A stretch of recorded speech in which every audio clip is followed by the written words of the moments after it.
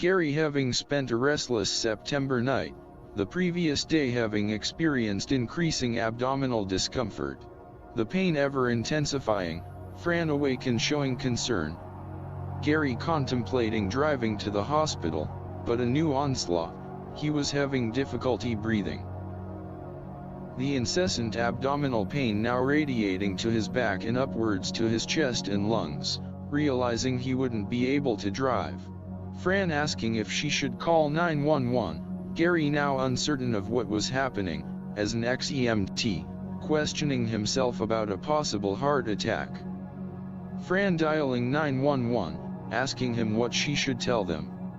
Gary starting to relate about the abdominal pain radiating up to his chest, and the difficulty breathing, but stopped. Just tell them. You think I'm having a heart attack?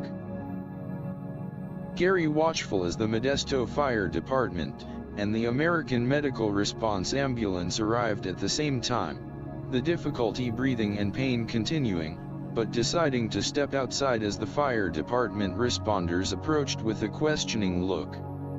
After a brief explanation, assuring the AMR responders, although unsteady and in pain, he was capable of walking to the ambulance. Once there, addressing the gurney, questioning which hospital he was to be transported to. The paramedic responding, Doctors Medical Center. Gary vocally adamant that he didn't want to go to DMC, previous experiences leaving him with a detrimental impression of the facility, stating his health insurance was with Kaiser. The paramedic relating, it was policy to transport suspected cardiac patients to DMC.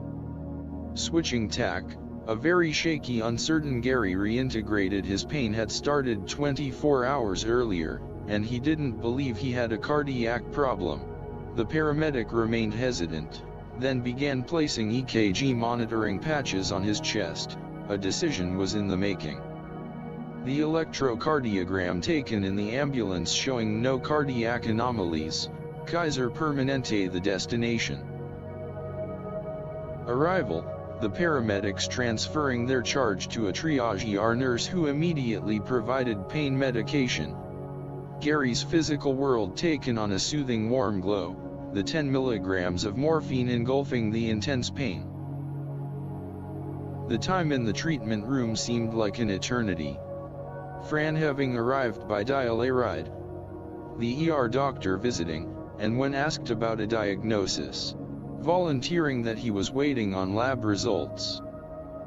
Gary wasn't sure of the gurney trips for scans, thinking there was 3, but definitely remembers the MRI, the lady technician inquiring if he had any past abdominal surgery, because she discovered what appeared to be anchor pin.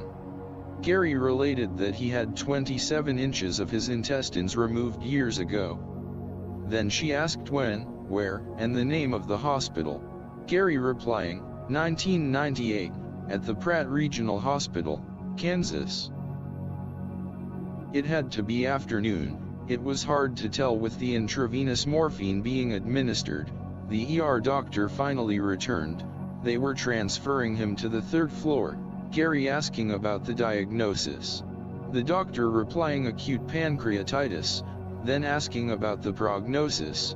The doctor responding as he left the room, it could be life-threatening. On the 3rd floor, an elderly doctor looked in, questioning how he felt and explaining the seriousness of his condition, and like the ER doctor when questioned, mentioned that it could be life-threatening, but not a word about treatment. Lying in bed with a vital monitor and IV, Fran remaining, he was still somewhat cognizant to what was going on, giving weight to what had been said so far. It didn't sound very life-threatening to him. Gary questioning a concerned nurse who looked in on him, asking her if she had any idea what was going on, when a doctor entered the room. He introduced himself as gastroenterologist and in a matter-of-fact way proceeded to say, the lab amylase and lipase results were at an acute level. And the only way to correct this was literally, give your pancreas a vacation. We're going to put you on total parenteral nutrition, you're going to be NPO, not to eat or drink anything for the next 10 days. Your nutrition will be intravenous. No sooner had the doctor left, Fran entered, relating that surprisingly, the doctor had told her husband was going to be there a while, that he wanted her to know the reason, stating that some of the test results had come back immeasurably high, and basically pancreatitis of that significance would require intensive care observation, because of possible complications including pulmonary and renal failure.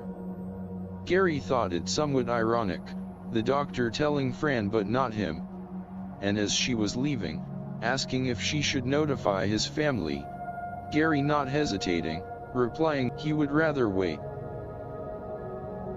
Fran's visit informing him that he was considered an intensive care patient provided an answer to Gary's question about the frequency of the nursing staff visits, and every time he woke up, a nurse was in the room. The 10-day journey beginning, the first thing he noticed was, without meals being delivered, to ascertain the intervals of the day, time became totally irrelevant.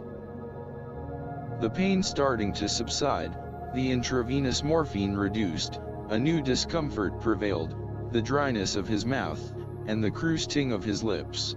Finally asking the doctor if he could at least have some ice chips, the doctor giving him a look of disapproval, but verbally agreeing.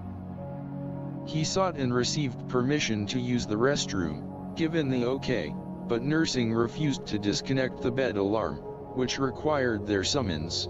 It was minor, but incidents that began to trouble him were a sign that he must be getting better.